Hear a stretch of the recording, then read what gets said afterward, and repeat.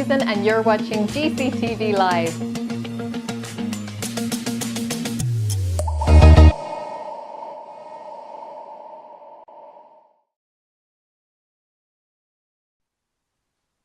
Hi everybody, I'm Susan and it's GCTV Live Friday. As you can probably see, we are not in the studio today because we have a very special show. We are chatting with Serena Polverino here today. Everyone. Thank you for having me. We're delighted to have you because we know that so many of you, and this is really common among creatives, struggle with building your presence online. So today we're going to be chatting all about building your brand online, and Serena has a couple of quick tips that you can literally start doing today. Serena currently works with HubSpot and previously worked with LinkedIn, and through both of those roles she has literally worked with hundreds of clients over several years and been helping them in this area of building their brand. And we know that for creatives this is an area that can be really tricky to kind of make that step to move online. Absolutely. So Serena has a couple of tips for you guys, and she's going to share them with you today. Perfect. Thank you for having me again. It's great to be here. Thank you for talking to us on GCTV Live. So Serena, would you mind first of all just sharing who HubSpot are? That might be a good starting point. Sure. So for those of you who don't know, HubSpot offers a full stack of software tools to do inbound sales, marketing, customer service, to really help companies grow, like we'd like to say, better, faster, but without compromise. We're pretty proud of this. What we mean by that is placing our customers at the heart of everything that we do, so that you can grow as a business, but also grow in for the benefit of your own customers. Brilliant. Okay, so what's your first tip today for creatives out there who are looking to build their brand and grow their audience? Yeah. So I'd say probably the number one tip is to try to know your audience as much as you can. And at the heart of really everything that we do in HubSpot, there's this idea of knowing your buyer persona, which might be a concept that probably marketers are already familiar with. So for people who are not working in marketing, it might be a bit of a new concept. So maybe a couple of words about this. And what we mean is to simplify, really, is to try to know who is your target audience. Now, I'm not a huge fan of the word target audience because, when we're talking about a target audience, we're thinking about some demographic aspects like just the age group or maybe the location, the income, the budget. What we try to do with the buyer persona is really to think about the full picture of this. So we like to create this human version of your persona, so include not only demographic aspects, but also what we define with a bit of a fancy word, psychographic aspects. So really try to understand what are the goals, what are the pain points of your audience, because this is what is guiding you to create the content ultimately that will help them overcome these challenges, and so also to create a connection with them. Yeah. And is there any simple way, if somebody out there is a musician, a writer, an artist, and they want to try and get to know their buyer persona for that, like who they're targeting, that person, like is there a simple way, like do you do surveys, or like is there some simple ways like that? Yeah, I mean, you can go as simple or as complex as you want with this. I guess it depends on the time, the resources, the budget that you have. And starting with in an ideal scenario, I'd say if you have the chance, if you have a little bit of budget there, it would be nice maybe to work with some companies that are specialized in this type of market analysis. If you're not there just yet, there are many other cheaper, cost-effective solutions for you. I'd say start small. Start just by observing the conversations that are going on LinkedIn groups. LinkedIn groups developed around those topics that are your core topics, okay? So just looking at what type of questions people are asking, and also what type of words they are using to talk about that. Because, there's a lot of jargon that we use without even being conscious about that in our industries, which is probably not the same language that our buyer persona would use to express their challenges and their pain points. So we want to learn what are the topics that are close to their hearts, and also what are the words that they use comfortably to talk about these things. Brilliant. Okay, thank you. That's great advice, Serena. And I think it's something that people often don't think about before they start on this process. So now they know who they're targeting. So I think this moves us on to your second tip once they've identified that audience. Yeah, I guess the second tip is do what we are doing. Okay, so it's to get social. And I'd say get social with storytelling, most importantly. And I mean, look at what we're doing right now. These are times of a hyper connectivity, hyper networking. So we all know that there are these social platforms, these social media tools out there that we can use to build our own voice. Whether we are a brand, representing a brand, or whether we are representing our own personal brand. But these are powerful tools, of course, to create our own community and our own tribe, if you want. And the way that we want to do this, though, is by really using that channel to create that one-to-one connection. So if we look at the success stories of big brands, we can see these patterns in the way that they are building success. They're all forgetting that they are talking as brands. They are talking, using when they are on those channels, they are talking as humans. So really having that personal connection, get off the high horse, and share the stories, the stories of the humans behind the brand. So it's really all about having that genuine, authentic conversation and doing a lot of nice storytelling about your brand. Yeah. What do you think is the biggest barrier for individuals for not doing this? Like, what excuses do you hear a lot for people not doing their own videos? Yeah, that's I think that's the most common question probably when I'm talking about the power of storytelling. There is the idea of saying, okay, I get it, storytelling is powerful, and I like it as a user as well. The point is that I'm maybe a small company, maybe I'm just growing, setting up my company right now, so maybe I don't have any interesting stories to share. And I guess that this is not true, because we all have stories to share. Now, we don't need to get to the point of having that amazing, incredible story of how we turned our garage business into a multi-billionaire company. We'll get there, but if we don't have that story just yet, there are many other stories of the steps, the baby steps that we're taking. The roadblocks, the challenges that we're going through. Those stories that can make us shine as humans through these stories. So I'd say if you are, let's say, I don't know, a copywriter, maybe you're out there and you're trying to get your script published. So before you get to that moment of success, you can probably create a series of videos to document the steps that you're taking. So where do you get the inspiration? Walk us through the creative process, for example, or also how do you regain the energy if you are facing a rejection, for example. So all these are stories that really humanize the conversation and help you build connection. Yeah, and in a way, they're probably a lot more relatable than this $1 billion story. I don't think too many of us are like, oh yeah, I remember when I made $1 billion. Exactly. I mean, I don't think we need to be social media guru to get this. Let's think about what we like to do when we go online. Nobody logs into Facebook saying, you know what, today I want to be targeted by some pushy sales content. We go there because we are hungry for stories, real stories that really resonate with us, that sound genuine and authentic. Okay, so you heard it here first, guys. No excuses. Get on there making videos. So we're talking about videos as one way. Now, I know this kind of moves into some incredible stats you were sharing with us earlier about YouTube. I think we're going to show you a couple of those stats right now on the screen. So you can see here over 3 billion hours of video are watched each month on YouTube. 4 billion videos are viewed a day, 500 years. Oh my goodness.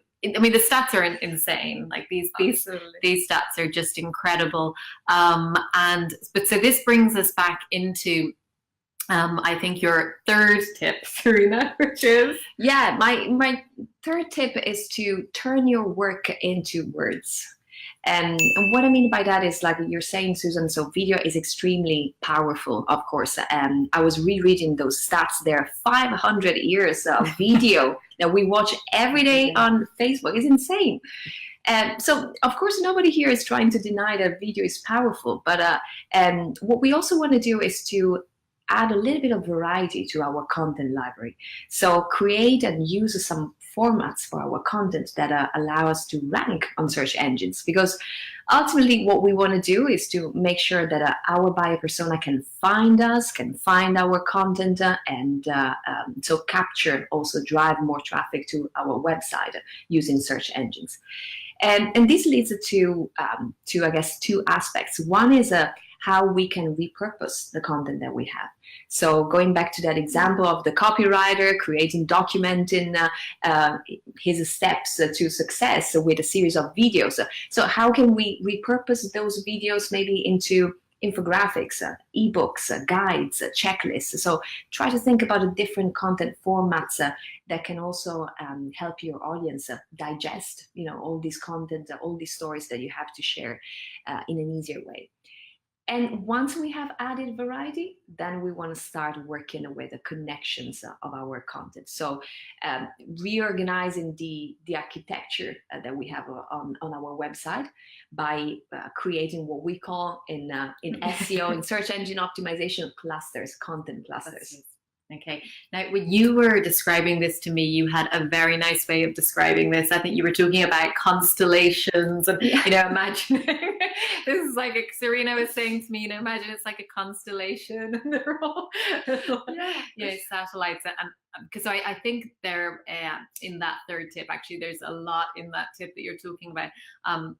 The first thing is on that repurposing of content. I think that's so important because a lot of people don't realize that one video could almost be 10 different pieces of content, just delivered in different ways. And as people, we like to consume content in different ways. So we are hopefully targeting a wider net there. But then also about that SEO, I think that a lot of people still think that SEO is based on these keywords, but it's not really anymore, is it? That's absolutely, you hit the nail on the head here. And I have a good teacher. I have a good teacher. And keywords is actually a keyword here. So what we mean by that is that if we look at all these algorithms of Google, for example, how they have changed over the course of the past few years. It all started probably in around 2010 with a Hummingbird algorithm, and then a few years later with RankBrain.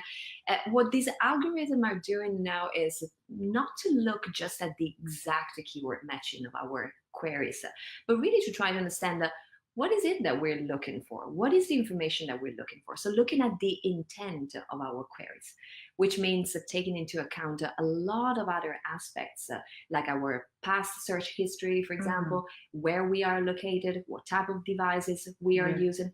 So all this contextual information that comes into play when search engines are trying to make sense of our queries. Now, if we look at from the perspective of us as a brand developing this content, that means that to optimize our content for search engines, it's not enough just to place a couple of keywords in our blog post, right? Which was probably the SEO 101 that we're all familiar with. What we want to do is to start from those keywords. Those are still super important for our ranking, but then develop topics.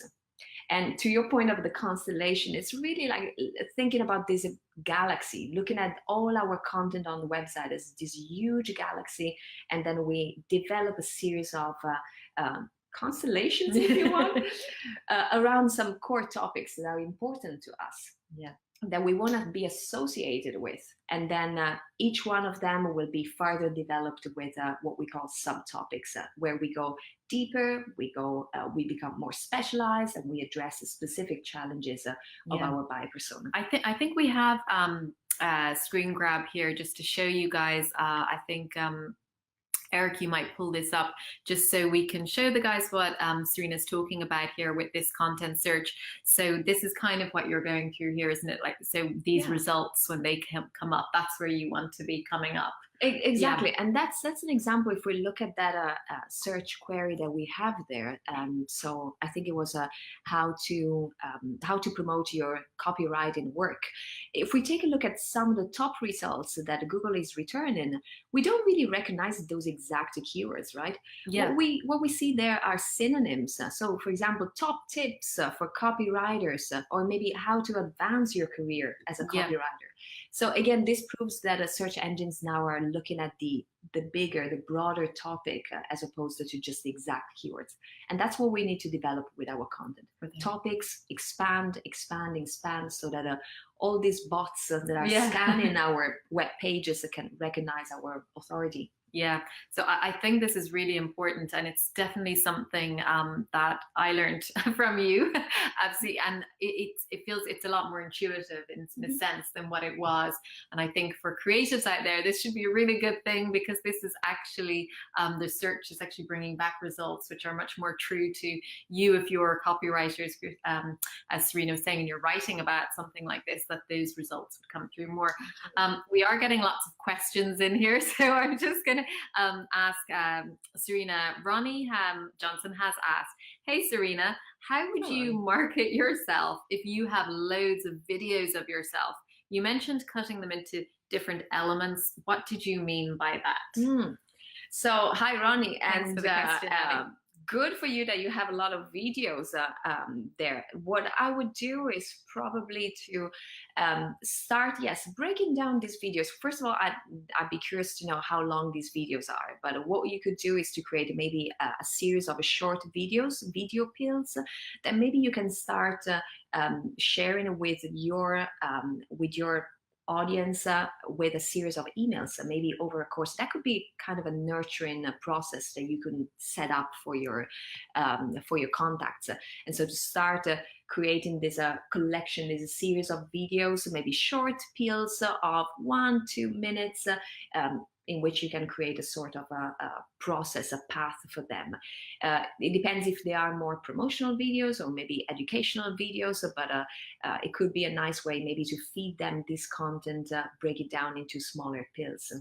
Okay, that's brilliant. Thank you. So Paddy Marr has asked, Serena, what tools do you recommend to use to gain inspiration about topics that you want to write about? Great question, Paddy. Thank you. Yeah. So the question here is it's very common, definitely. I'd say there are a lot of tools to get inspiration, and what you could do is maybe to use some tools like Answer the Public. It's an amazing platform, completely free, and what it allows you to do is to we like free. Yeah, absolutely.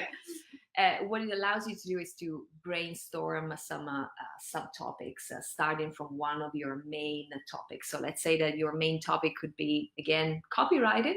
So if you just type a copywriting into Answer the Public, then it will pop up loads of long tail keywords to develop. So all these subtopics that you can write about. So it's an excellent tool to get some inspiration. I'd say in addition to this, check out BuzzSumo, very good as well. BuzzSumo. And maybe Google. So that first one was called Answer Your Public? Answer the Public. Answer the Public. Okay, Answer the Public and BuzzSumo. It's another one. Thank you. Elmer has asked, how do you choose what to communicate about yourself? Yeah. Yeah. I'd say it depends where you are in your career, at what stage you are in your life as a brand, as a company.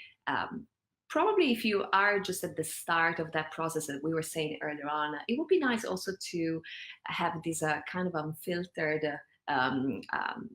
version of stories to share with them. So not necessarily success stories, but also stories that could be a little bit more personal, and maybe to document some of the failures as well. As you were saying, it's more relatable for us as well, right? We immediately relate with we relate more with the failures than with the success. So I'd say if this is the start, and maybe you don't have many success stories to Yeah. share. It'd be nice also to document the steps that you are taking that gets you there.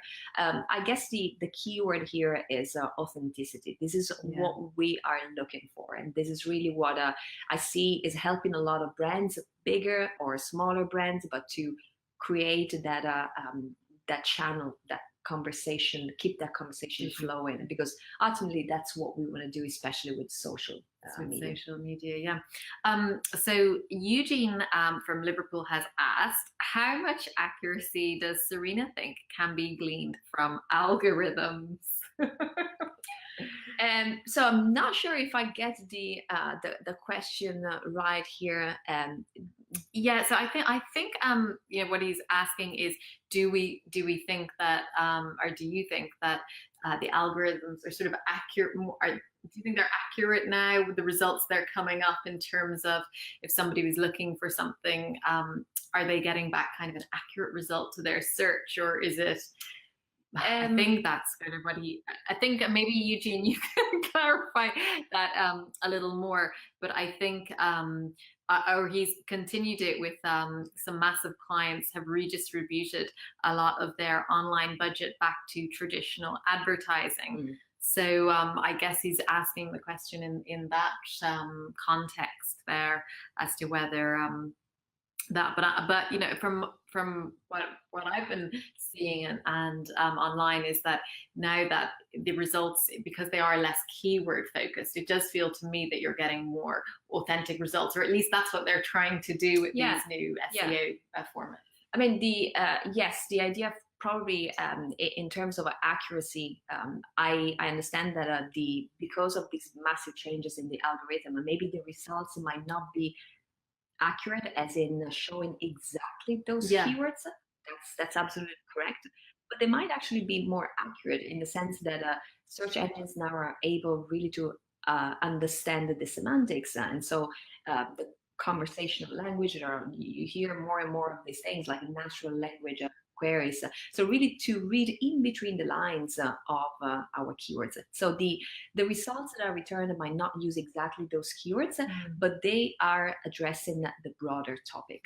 So probably in terms of if we want to look from because he's mentioning some big clients doing some pay-per-click.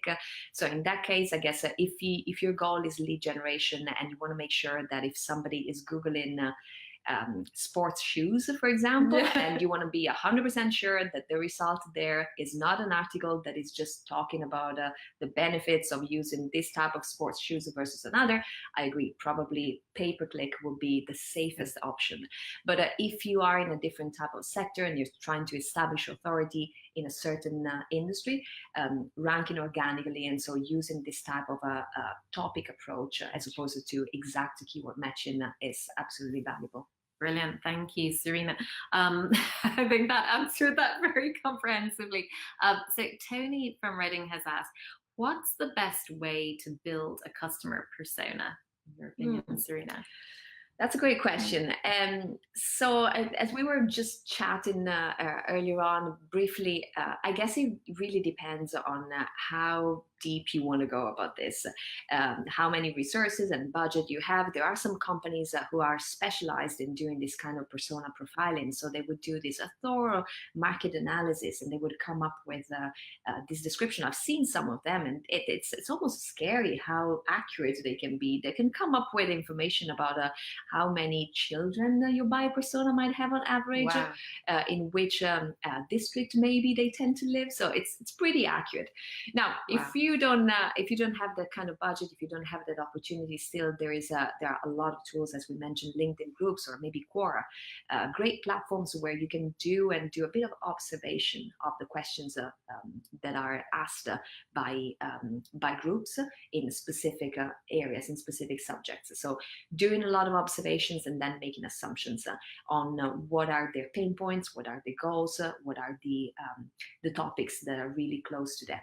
If you work in a company where you have a sales force, where you have people working in support or maybe account managers, I'd say definitely go and talk to them, because they are on the phone, they are meeting your customers every day. They are the best people who can give you insights on on who these people are. I think we should. I think we have to have a quick drink of wine at this point. Yeah, absolutely. Serena's like amazing answering every questions here. Thank you, Serena. Our technical Cheers. challenge Friday as well. Cheers, everybody at home. I hope you're enjoying it too. In celebration of, obviously, so I think I need to sit a little closer here. In celebration, obviously, for those of you who haven't guessed, Serena is obviously Italian. So we're moved away from our French wine today. Right, okay. In celebration of Serena, we're having some Italian wine to celebrate. But, right, we still have lots of questions coming in, but I wanted to ask Serena a few questions now, whilst we'll take a break from other people's questions. But you can keep writing your questions there while we're doing this. But Serena, can you tell me what you think was the best invention of the 20th century? Not Italian wine. So I guess, wow, that's incredible. And anything that you love that you think, wow, the world is so much better because of that. I think when was the radio invented? Okay, yeah, was that the 20th century? I think if I look at my passion for music, probably I would think about the radio. Wow, yes. Wow, fantastic. Yes. Okay, so what is your favorite piece of art? So I like art a lot. I'd like especially to go to the gallery at the end of the maybe some training days where I spend the entire day maybe talking. You know, I find it very relaxing if I can go to a gallery and just shut up for a little bit and enjoy some painting. Actually, I was a couple of weeks ago, I was training in Madrid, so I had the opportunity to go to El Prado Museum at the end of our training, and it was just incredible. And I'll just mention that because it's one of the recent pieces of art that I've seen. It was the collection of black paintings by Goya. That was absolutely incredible. I would recommend anyone who has the chance to go to Madrid, is maybe planning a trip to Madrid, to go to El Prado Museum and definitely check out the collection of black paintings. Oh, fantastic. Thank you, Serena. Right, so the museum in Madrid, right. So, you know, I feel like you're a lot younger than, so some of the people I've asked this question to, no offense to anybody else watching, but if you could go back to yourself as a 20-year-old, is there one piece of advice that you would give to Serena?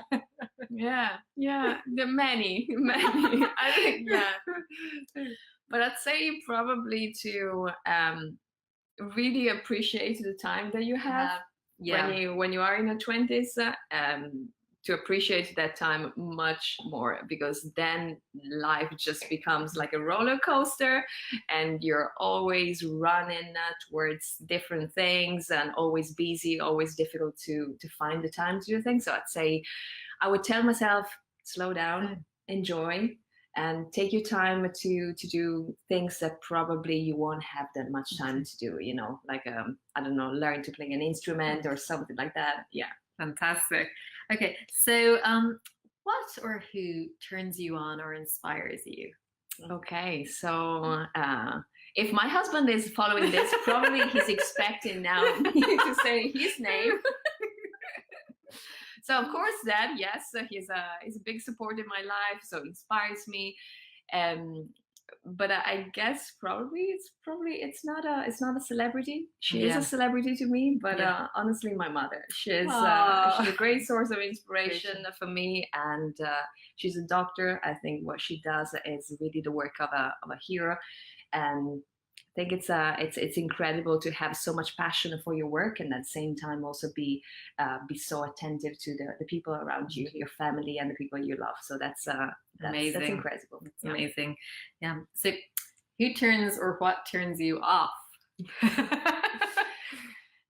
So I guess a thing that really turns me off is probably arrogance, kind of a know-it-all attitude. Yeah.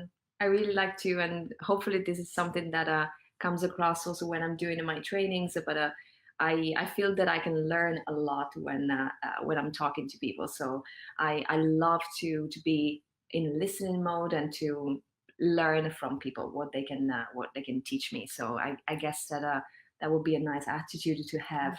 Yeah. Well, full disclosure here, I have been at the other end of Serena's training. I can say that is 100% true. Now you're a wonderful, wonderful trainer and listener. We just credited your bank account with €1 million. All right, okay. You have a mobile phone, an internet connection, and 3 minutes to spend it. What do you buy?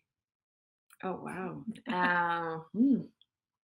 So I guess that has to be a nice apartment by the sea. Yes. In Ireland? I don't think that would be in Ireland.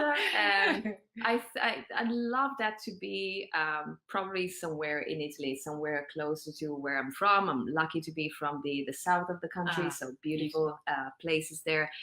There are a lot of nice islands off the coast of Naples, so probably a nice apartment, wow. nice house on the beach. That would be lovely. Sounds very nice. Very nice. Thank you, Serena. Well, I miss you've been a really good sport. I'm going to jump back to a couple of other questions so that there's lots coming through here, so I'm just going through some of the list here. Elmer has asked, would it be possible to do a presentation or maybe even a course on how this could apply to musicians, as generally we're hopeless on this element of the business? Great question, Elmer. Let's see if we can persuade. That would be great, and I'd love really to try and think of how we can do marketing specifically for musicians, because I think going back to what we were saying, the third tip, how you turn your work into words. Yeah, that is so true, especially for all the artists out there whose work is visual or maybe is audio, so how do we turn, maybe they have this amazing website where they have a gallery with their tracks, or a gallery with their paintings, their work of art. So but in terms of ranking, so again, bringing it back to SEO and being easy to be found online, how do we turn that type of a visual audio work into words that are talking about your works? Does that be incredibly interesting? That would be really. I'm sorry, that was Emer who asked that question. So thank you very much, Emer, for that. Okay, another question is, what are the key stages of engagement? I'm guessing this question came in a little while ago. I guess is this maybe who's written this question could just clarify a little more what you mean on the key stages of engagement here. Is it okay to do with awareness, engagement, conversion? So I guess they're maybe thinking about what are the key stages in terms of turning a perspective into a customer. Yeah, it sounds like if we look at words like awareness, consideration, it sounds like we're thinking about the buyer's journey that they're going through. So definitely there's different content and there are different metrics as well that we want to focus on when we are creating this content and our offers for people who are in an awareness stage, so probably still trying to figure out what is their issue, and then moving more towards the stage when they are considering different options and solutions, and then eventually the decision stage when we are instead more focused on our products and our offers. And it's very important to be aware of this process that buyers, everyone, we are all going through when we are making our decisions, our buying decisions, because many companies tend to focus most of their contents more on the decision stage. So all things that have to do with what I do, what I sell, what are my features. Whereas before we get to that point, there's a lot of education and there's a lot of hand-holding, if you want, that we need to do to support them and when getting to that decision. Yeah, it's really, really interesting. Thank you for that. Eugene has asked, reselling, how much time do you think it's worth devoting to the relationship with the client compared to actually hard selling? It's kind of almost what you were talking about there. So the time, you were just talking about there's a lot of education that needs to happen. So there's quite a bit of time, isn't it, as opposed to the actual hard selling? Yeah. It's so I think that if I get the question right, is reselling more in sense of doing some upsells, so selling to existing customers, I guess. And Eugene, you can correct me if I'm wrong here, but I think what you're asking is how much time is worth putting into devoting the relationship with the client. Do you mean an actual already client, or to getting that client? I'm not totally sure which way you're meaning that question there, Eugene. Is it a question to an existing client, or is it into, or is your question, which I think it might be, is how long should you devote to building up a relationship to get a client, as opposed to a hard sell of buy. Yeah. Again, I think that it's an excellent point. And I think that it depends on where you are in your life cycle as a company. So probably if you're just starting with your business, your main focus will be on generating leads, bringing in deals as much as possible. So definitely your main focus will be more on the hard selling part. But there are a lot of stats around this that are proving that retaining your customers is much more cost effective than acquiring brand new customers. So what we're saying here is that once you have gone through this initial stage, where you are really ramping up and bringing in as many customers as you can, the immediately after has to start an onboarding process in which you're taking care, you are delighting them, you're making sure that they get the value out of what out of your services, because ultimately we know that it's all a word of mouth thing. So if they're not happy, if you're not satisfied with the services, of course they can destroy you in a minute with a review, right? So it's absolutely important from a business perspective, because it's much more cost effective to retain rather than to acquire brand new customer, and I guess in terms of reputation as well. Yeah. So thank you, Serena. We have another question from Emer. She said, I've created a video course on singing, but I'm not sure how to start marketing it. Really interesting. Lots of questions coming in on this, because I think this is an area that creatives, that maybe they spend hundreds of hours perfecting, whether it's singing or an instrument or something, and then marketing just feels like a really scary world. Emer, I'd say that's super interesting. And what I think is, going back to my first tip, is really to think about who are the people that you want to talk to. So who do you think can benefit the most of your video course? Once you have identified who are these people, try to ask yourself, what is it that they want? What is the best way to talk to them? And what are the channels where most likely they are hanging out? So what kind of channels are they? More LinkedIn people? Are they more Facebook people? Are there maybe some communities on industry blogs where I can go and I can start the conversation again in a very genuine way, in a very authentic way, to start talking about this? And I guess that could be something to guide you also to decide what are the channels that you want to use to start promoting your videos, your video course. But really thinking about what are the main challenges that these people have. Could be a challenge not having enough time. So in that case, that will give you a lot of insights on how you want to package this course, right? Yes. Or again, having maybe some lessons of an hour as opposed to maybe the video pills that we were talking about. Yeah, the short and kind of. And do you think that there's some platforms? So if Ema is saying here that hers is quite oh, sorry. I have to say something. We have a Roger from Stoke. He says, this is amazing. I'd love to do some training from Serena. Sorry, I have to interject that. I've had some training from Serena and she is amazing. So your instinct is right, Roger. And hopefully we're going to persuade Serena to come back on in January and give you guys some more tips on this. But yeah, I was wondering, in terms of education and people being educated, do you find that there's certain platforms that work a lot better for that than others? Or there's so much content online. I mean, you can do it. You have some brilliant video series on YouTube as well. So you don't need to have a dedicated platform. But if you're looking for some dedicated platforms, I'd say the entire learning solutions of LinkedIn. So Linda, for example, is an incredible platform where you can find education series or Yeah. literally any subject that you might be interested in. Udemy is a beautiful platform as well.